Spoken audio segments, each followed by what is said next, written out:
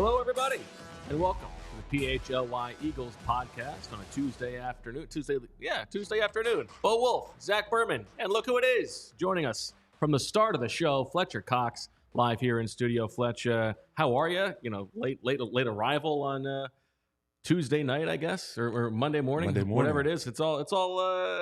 Who knows what day it is? It's just running together for me right now. But I'll catch up on some sleep at some point in this week, hopefully the next few days, and be ready to go again. Luckily we do have a Monday night game, so thanks to Roger Goodell, yeah, right. Thanks to Roger Goodell.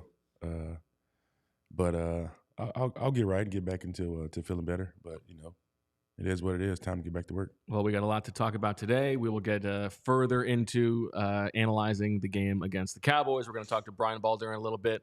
But also, everybody in the chat, I mean, I know you don't want to make a big deal about it, Fletch, but how about a little, wish the man a happy early birthday tomorrow? Appreciate it. Got a big deal going on. And you made a huge play in the game against the Cowboys. I know, obviously, the result was not what you wanted, certainly not the score. But could you take us through the play itself, the sack fumble of Dak Prescott?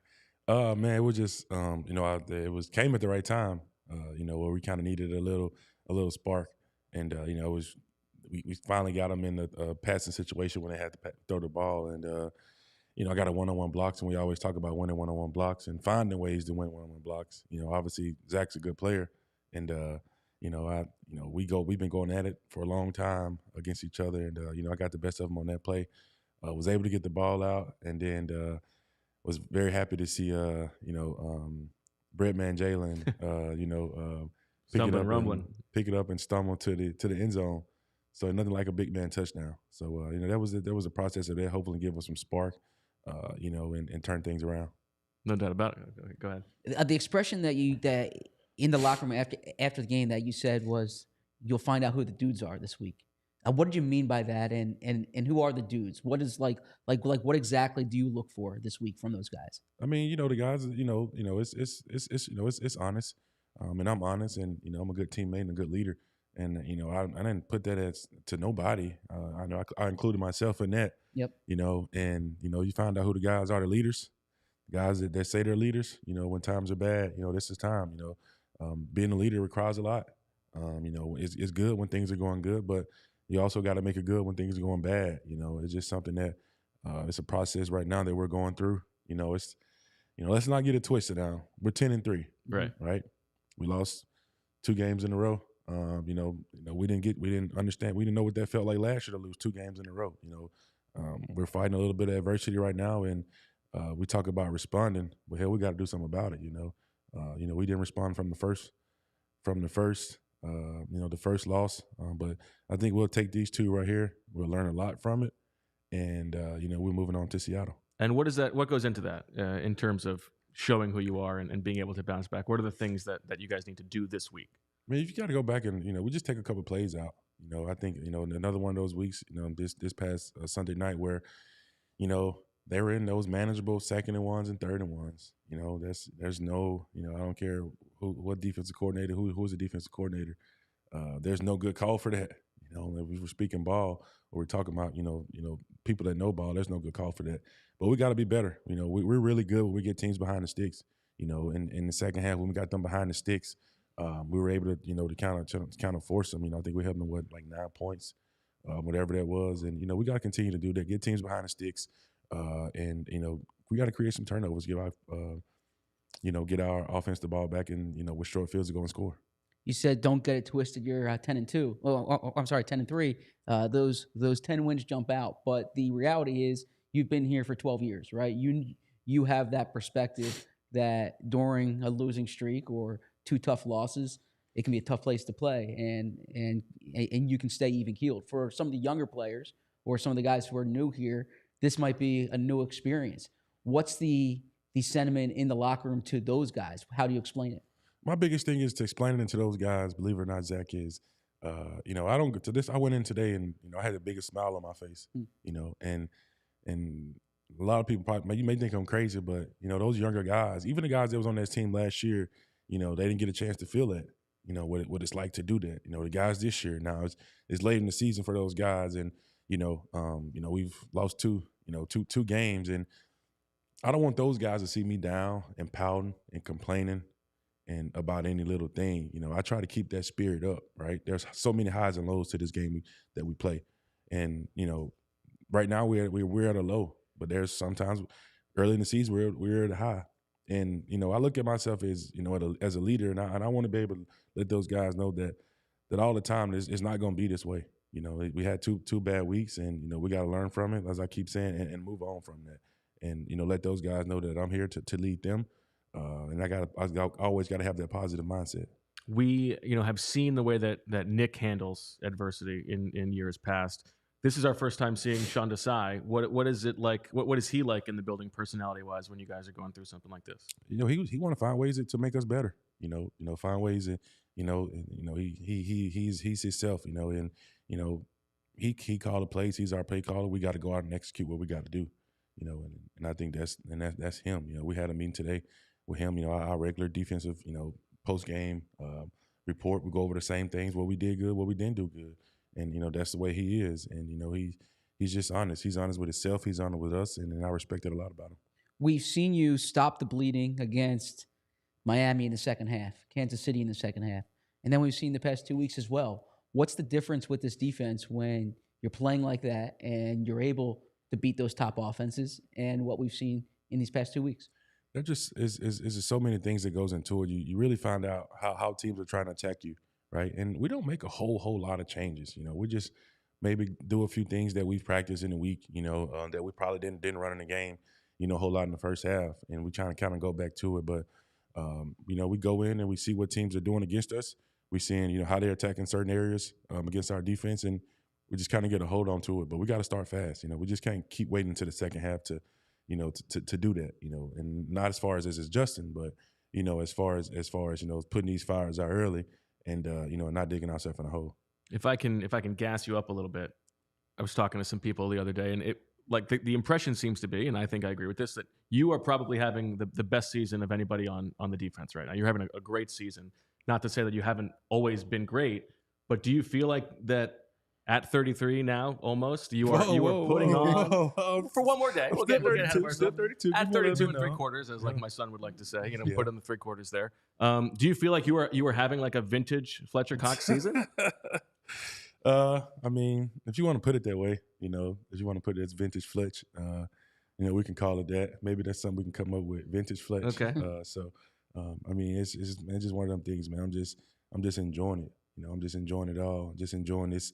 You know, the time I get to spend, and, you know, in that locker room, the time that I've been here in the city of Philadelphia, you know, just enjoying it, and, you know, honestly adapting to the younger guys. You know, let's be honest, I have to adapt to them. They didn't have to adapt to me, you know, because you know, they like different music. You know, I adapt to it. I have fun with them. You know, they want to dance around. I have fun with them. Okay. You know, they want to have. What are they introducing you to? I mean, they listen to all kind of stuff, all kind of new music, and I just be like, all right, man, you know, that's cool, but, you know, let me turn my old Jeezy on. Like, you know, that's what I want to do. But, you know, those guys, you know, they want to, you know, have funny conversations and joke around, you know, those type of things like that. And that's what I like about it, you know, hanging around them guys. And I will say, you know, there's one thing that really sticks out to me with those guys is, you know, especially being in that room, they don't complain. You know, when we're doing in practice, or you know, having to do a drill or something like that, those guys don't complain, and that motivates me, you know, to even want to even do this drill, or, you know, in Indy, you know, even more. Now, I agree with what Bo said there, and I'm not just saying that because you're here. I've written it that you're playing at a high level this year, and you've had years that are more prolific sack years than this. You have 4 this year, and it's a debate that we have on this show a lot. I've talked about it with defensive coaches, defensive players, like how to interpret the sack statistic. And I'll be candid with you. I think it's really important because it's a negative play. And then I hear some coaches say, no, hurries and pressures matter more. What's your perspective on sacks? Is that a way to evaluate a defensive lineman? Is there a better way for us to do it? I mean, realistically, you know, listening from a D tackle spot, you know, I mean, I think, honestly, if I kind of look back, I think my average may be 7.5, 8 sacks since I've been in the league. I had 1 year where I had 10.5. Yep. And that, I think that one game I had 3, and that put me over, you know. And you kind of need, you know, one of those games that, you know, those 2 or 3 sack games to kind of get you up there. But sacks are important, you know. I mean, I'll take a sack over a hit or a pressure all day. But, you know, rush and coverage, rush, it's all got to work together. You know, they're both married. And you know, you always when the quarterback's back there patting the ball, you know, you get one-on-one blocks, you got to get there. You know, the DBs are covering; they can only cover for so long. So that's the good part about, you know, getting sacks is well deserved, and you got to thank the guys in the back end for strapping people. All right, I got another trivia one for you and Zach to go back and forth on. We always hear about like the connection with the guys in your draft class, the 2012 draft class. Would you rather do the first round picks or the guys who are still in the league? In 2012? Yeah.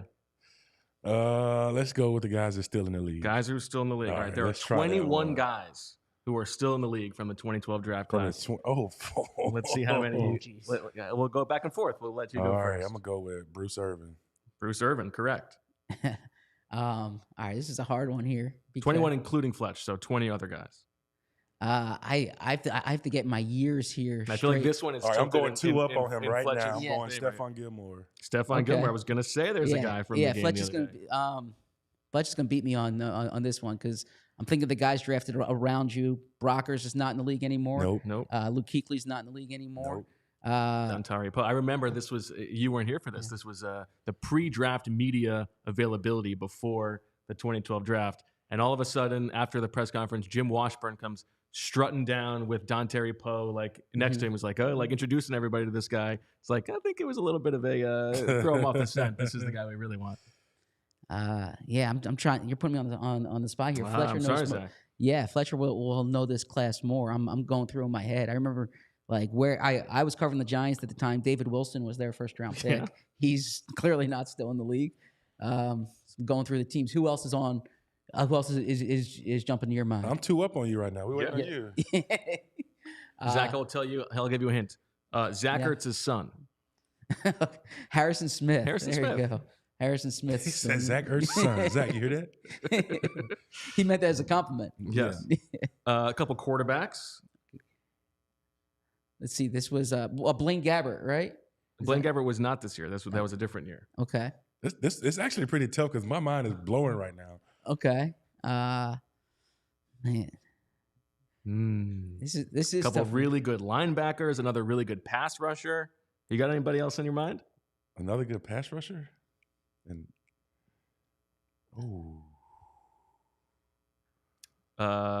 let's see. I will give you. I mean, a guy who. Are we in the first round? Wait. Okay, here. No, the whole draft. Okay, the whole wait. draft. The whole draft. Guys who are still in the league. All right, well, then Russell Wilson, because that was the year that the Eagles took Nick Foles. Yes. Yeah. Okay. So that, and then Levante David, because that was the year the Eagles took Michael Kendricks. There was. He was. And then there's another linebacker. Another linebacker. Potential Hall of Fame linebacker. Huh? Bobby Wagner. Bobby that was the year. Yeah. He was also a second round pick that year. All right. I was thinking exclusively one guy first round. from your Eagles draft class. Dennis Kelly. Hey, let's go. Okay. Very nice. A quarterback who used to be in the division and you guys have played against a lot. They used to be in our division? Yes. That we played against a lot. He was a starter? He's still a starter. I know who it is here. Yeah, it's a guy you've sacked quite a bit. Kirk Cousins. There you go. Yep. Very nice. A different quarterback, the first player drafted among this group who is still in the league and is injured as well. The first player drafted in this group. So he was drafted ahead of Fletcher. And a quarterback. Yes. So that year was RG3. That year was Andrew Luck, RG3. Titans. Yes. Tannehill. Yes. Okay, very Tannehill. Nice. Yep. Okay, the pass rusher, who is a very good player, went 21st overall to the New England Patriots. He's not in the league anymore. Chandler Jones. Oh, I guess he's not in the league. He's not in the league, but he's an active player. Active player. Yeah. Chandler. You got some offensive linemen. I'm not going to make you guess Riley Reef, but I wouldn't have guessed that one. Kevin Zeitler. Okay. The punter Brian Anger. Not going to get that one. Okay. Third round pick though. A very good linebacker currently on the New Orleans Saints. Demario Davis. Mississippi, stand up. There you go. Let's go, Brandon, Mississippi. The kicker from last night's game, Randy Bullock. I'm not going to make you guess that one. Another kicker, Zerline. Justin Bethel, Kelvin Beachum, Marvin Jones, who I think is still on the inactive list, and then also Josh Norman, who's on a different list. So there you go. Yeah, we was off. Okay. But I mean, the guys drafted ahead of you, Fletch. Luck, RG3, Trent Richardson, Matt Khalil, Justin Blackmon, Morris Claiborne, Mark Barron, Ryan Tannehill, Luke Kuechly, Stephon Gilmore, Dontari Poe. Are you the kind of guy who like remembers the guys as snubs? I remember now that you say those guys, yeah. But just it's crazy that how long ago that's been, and it's not that many. Not a lot of those guys are in the league anymore, retired or for other reasons. But or just didn't make crazy. it, or didn't make it. That night, where'd you think you were going? I thought I was going 9. Okay. To Is that Carolina? 9 to Carolina. Okay. Yeah, thought I was going 9. And then I knew Philly wanted me. And then once I saw Dontari go, and soon as obviously my phone rang, Todd was sitting right beside me and said, "Hey, answer your phone." And it was a 215 number, so it was like, I was coming to Philly. So hey, look, 12 years later, I'm still here. 12 years later, he's still here, and he's still playing at an extremely high level. Fletch, good luck on Sunday. We'll talk to you next week. And before we get to Brian Baldinger, I will tell you about Hero Bread, because Hero Bread is a good go-to if you're trying to get a little bit fewer carbs in your life. The taste and texture is soft and fluffy. The primary nutritional interest is high fiber and or ultra low net carbs and 0 grams of sugar. The discount code is PHLY to get 10% off. Right now, Hero Bread is offering the PHLY fam 10% off your first order. Just go to hero.co and use your code PHLY to save on Hero Bread today. That's HERO.co to save 10% today. Get a lot of happy birthdays in the chat heading your way. And did you want to tell us about Wheelhouse Sack as Fletcher gets out? Go ahead. You can leave, Fletch. Appreciate it, Fletcher. See you this week. Happy birthday. Let me tell you about Wheelhouse, because it is a great place this time of year. I said it on yesterday's show. If you're looking for gifts, cards, collectible gear, they have it all at Wheelhouse. Excuse me. Their motto is cards and community for a reason. And let me tell you exactly what that is. It's the go-to sports card, gift, and apparel shop in the Delaware Valley. Their motto, cards and community, because the love of sports unites us all. They carry all of your favorite card brands like Topps, Chrome, Baseball, and Mosaic Football, as well as t-shirts, hats, hoodies from brands like Mitchell & Ness, 47 brand, Junk Food, Starter, and Shibe Vintage Sports. Looking to grade your sports card collection? Wheelhouse offers PSA grading submissions. They also host tons of different family-friendly events and birthday parties every month. Stop in to either of their stores in Wayne or Westchester. Open 7 days a week, 11 a.m. Use code PHLY. Get $10 off any purchase of $25 or more in store. Also, be sure to give them a follow on Instagram at Wheelhouse Cards. All right. Right before Fletch came in, we had a chance to catch up with Brian Baldinger to talk about the game against the Cowboys, what is plaguing the Eagles at the moment, and the things that may be fixable. And so let's let you watch that now. We'll be back on the other side. All right.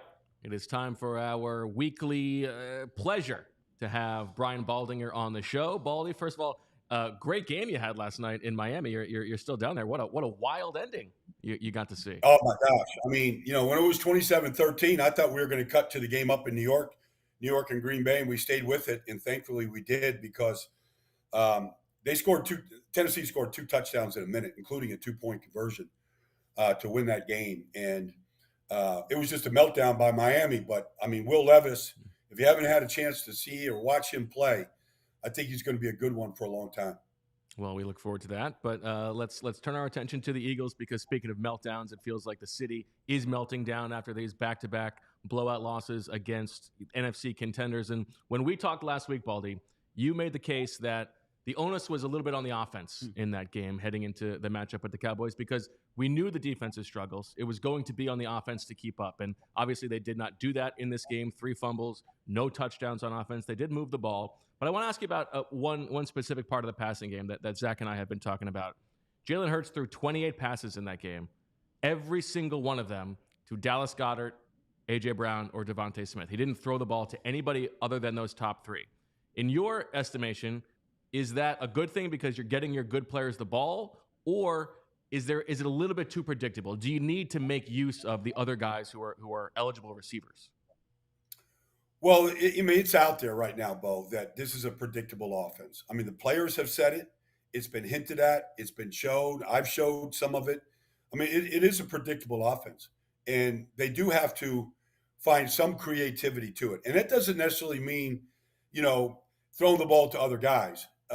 You can feed your playmakers. I mean, A.J. Brown's never going to shy away from getting targets. But I think, the running game is not taking off right now. They're not staying with it. Sometimes it's the score that dictates it, but they haven't been good at it.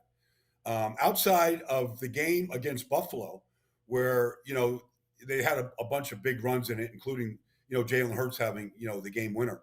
Outside of that, they really haven't found runs that they're good at. And we're 14 weeks into the season, but you can't say, okay, they're good at power. I mean, I haven't shown any clips in weeks of Landon Dickerson and Jordan Mailata just leaning on guys and moving bodies.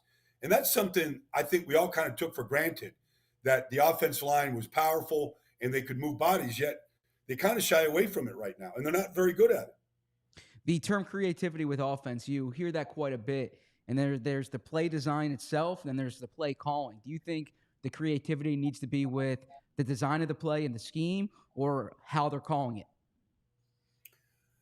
I think it's the creativity of the scheme. I mean, they run a lot of one-on-one routes, whether it's against zone or man. Even, on the 4th and 8 late in the game, Stephon Gilmore, made the tackle on Devontae Smith for 3 yards. You go 4th and 8, really throwing a 3-yard route. I mean, it's a pick route in the middle of the field, and A.J. Brown did a lousy job of picking in the middle. I mean, Stephon Gilmore easily got underneath it. And so just the details of some of it, when you get man beaters. But I see a lot of just one-on-ones out there, go win your route, and let Jalen decide. And obviously he's holding the ball a long time, and he's not making great decisions, and they're not getting the big plays right now. And that's really what's been missing. And then obviously they had 3 drives going, and the fumbles ended all 3 drives. So, maybe they would finish for touchdowns. Maybe Jalen would throw a touchdown, but you got to hang on to the ball and sustain offense in order to do it. And if we are talking about, tweaking the scheme, they've got 1 extra day this week, but that feels like it's not something that can be just sort of a 1-week fix. What are the kinds of things that they can do, as the season comes down to the wire? Well, I think it's going to help if they can run the ball. I mean, you look at the Cowboys, they run the ball fine. You look at the 49ers right now, McCaffrey goes for 72 on the first play. I mean, the better teams are running the ball. You saw the Giants run for 209 yards last night. Chicago ran the ball up and down the field against the Bears. I mean, the better teams are running the ball right now, and they're running it effectively. I always think this time of the year, you can tweak the passing game. You can find certain plays and certain, to your point, Zach, you can create certain plays of misdirection and things of play action, but that kind of says, let's get the running game cranked up. And I feel like that's what they need to do. They need to get that cranked up. And that'd be the first, if you want to turn this thing around and have a good holiday season and a good final month, nothing breaks down a defense quicker, I don't care who it is, than running the ball down their throats. 2 weeks ago, Jalen Hurts was atop the MVP frontrunners. Then you saw what Brock Purdy did against the Eagles, Dak Prescott did against the Eagles. Jalen kind of falls down that list. How do you think Jalen's playing, and what would you like to see from him during this final month? Well, it's always going to come down, to making plays. And so, he didn't do anything in the game against Dallas that looked special. Typical Jalen type plays where he's just extending, he's throwing on the dead run, he's finding somebody 30 yards down the field. We're not seeing the plays that can make him special, that have made him special. And, we've all sort of postured about, is this injuries to Jalen? Because, we're not going to find out. He's not going to say anything. I understand that. But is his reluctance to just take off and just really pressure the defense because he can't? Or is it because the line is giving him a lot of protection and he's able to go through reads? But no, I don't know if any quarterback in the league has gotten better protected than Jalen has. I know Micah got a sack, but honestly, the pocket's been pretty good. You would expect better throws from Jalen at this point. All right, let's get into something that's even a little bit more depressing for the Eagles, and that is the state of the defense at the moment. One of the worst defenses in the league over the second half of the season so far. Dead last in third down defense. The pass rush is not getting home, which you and I talked about last week. I guess if we are trying to come out of the depressing part of it, what are your reasons for optimism? What are your reasons for hope about the defense over the final 4 regular season games? Well, I mean, first of all, the overall communication on the back end of this defense is atrocious. And so they're constantly looking around like, I thought you had them. I thought we were like, the communication has to get cleaned up, number one. I would say, maybe getting the linebackers back, Zach Cunningham back in the lineup, they'll get some stability there at that position. But honestly, man coverage is a big problem for this team right now. When they're in man coverage because they're blitzing or they think this is the best way to defend it or down a distance or who they're playing against, man coverage is an issue. And it's everybody. I mean, it's Bradbury, it's Slay at times, it's whoever's playing the slot, whether it's Roby or Ricks or whoever it is. I mean, San Francisco wanted to put 4 receivers on the field because they didn't think they had 4 corners they could cover. And it's true. And so how do you cover that? Well, you've got to play better zone, all right, and maybe take more chances at blitzing, over it, or overload blitzes or zone pressures. I mean, they got to start mixing it up here because it's been too easy for just about every quarterback that they've gone up against.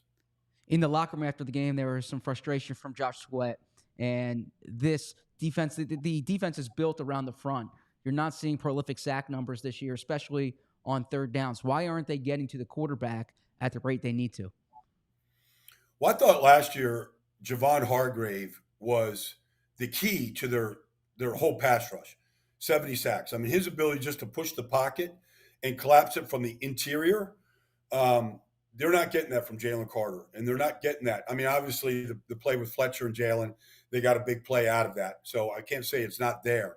But it's not there at the rate that it was a year ago when they had a good tackle rotation and Fletcher played probably his best year ever. And they had Fletcher and Javon pushing from the inside. And so whether it was Sweat or Hassan or Brandon, they all were feasting when quarterbacks were holding the ball. And they're playing better quarterbacks this year. Quarterbacks that know how to beat the edge rushers and know how to step up and elude them at times. And Hassan had a couple good rushes the other day. And so did Josh, but not enough to affect the game where the rush is affecting the game. The ball is getting tipped. It's coming out hot. You're getting balls. I mean, they're not getting the interceptions like they did last year. And so it all starts up front. And last year, they really didn't have to blitz. Jonathan Gannon, people complained about it, but they didn't have to blitz. And this year, I feel like they have to blitz a lot more in order to get quick pressure on the quarterback. And they have been so bad when they do blitz, they have been getting gashed on those plays. If we turn our attention to the Seahawks, I hear you talking about they can't cover. They struggle in man-to-man defense. Now, even though the Seahawks team is coming off 4 losses in a row, 5 of their last 6, they've still got DK Metcalf and Jackson Smith and Jigba and Tyler Lockett. That seems like they're going to like those matchups in the passing game, whether it's Geno Smith or not. What would concern you for the Eagles about this matchup? Those 3 guys. Because honestly, I mean, Drew Lock played last week. Drew played well. I mean, they were in that game with the 49ers. I mean, it ended up, they gave up some big plays, but DK got behind the 49ers defense. Travarius Ward went out, and they took advantage of it. Drew Lock played really well, I thought. Defensively, they lost Evan Witherspoon early in that game, and they were playing without Trey Brown. They had a lot of injuries. They caught Jamal Adams flat-footed a couple of times, and they went past him. I mean, the Eagles are going to see the same thing with Jamal. He's a limited player. He looks more like a weak side linebacker than he does a safety. And so you got to figure out ways to attack him because the 49ers did last week. You got the ball over the top. But what scares me is literally DK can catch a hit screen and go to the house, or he can run right by you and go to the house. And when they get away from throwing him the ball like they did in the second and third quarters last week, the offense falls flat. But the other thing that would concern me is Kenneth Walker got back last week, and he's a really good player. Him and Zach Charbonnet, it's a good 1-2 punch. And, as long as Pete Carroll's there, they're going to want to try to run the football. And so they got their starting offensive line out there last week, Big Abe Lucas at right tackle, but he's been in and out of the lineup. So you'll see Jason Peters out there, at right tackle. And, Hassan Reddick should say, okay, that's a 40-year-old man out there. I better, make him pay for being out there at age 40.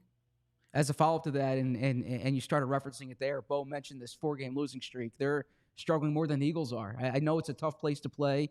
Eagles haven't beaten the Seahawks since 2008, but where's the advantage for the Eagles? How do they beat them? Well, I think right now that defensively, they're giving up a lot of points. They did to the Cowboys last week. They did last week to the 49ers. I mean, you gotta go into this game thinking we got to put 30 up. We got to start with 30. I mean, you got to outscore them. And really, Cleveland could have beaten them at home. They're not unbeatable at home. Yes, the 12th man is there, and it is loud. But a lot of teams have gone in there and won big, including the 49ers. So recently, and Cleveland played very well. They should have won the game.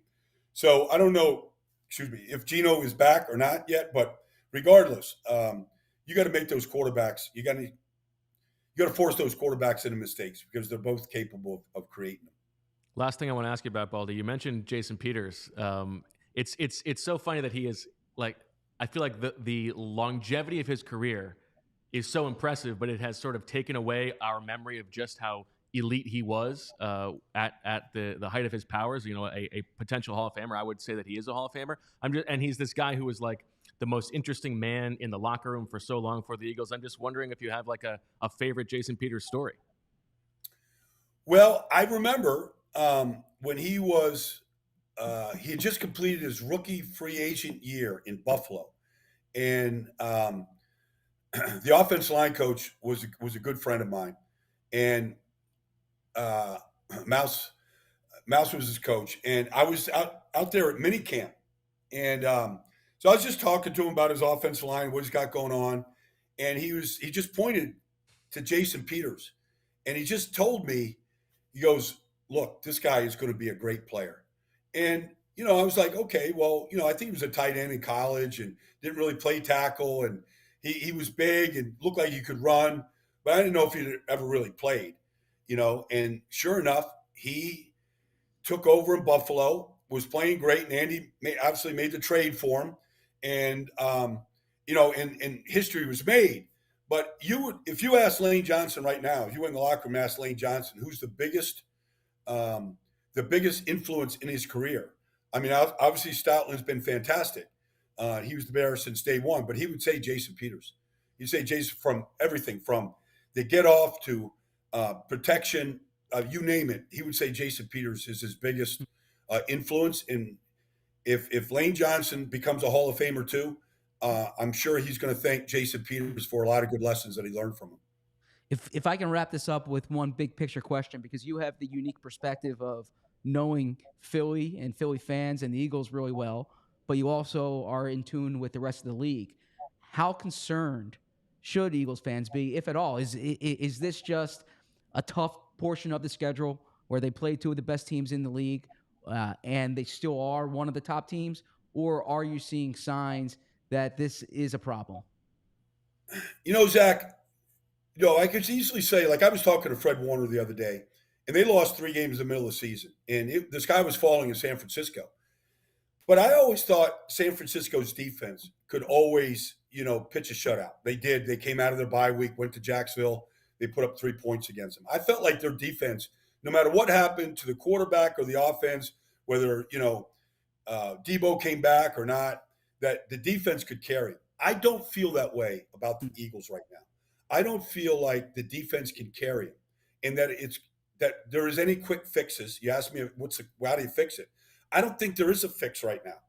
And so I worry about this team because defensively, if they have to see San Francisco or Dallas in the playoffs, I don't believe they can slow them down.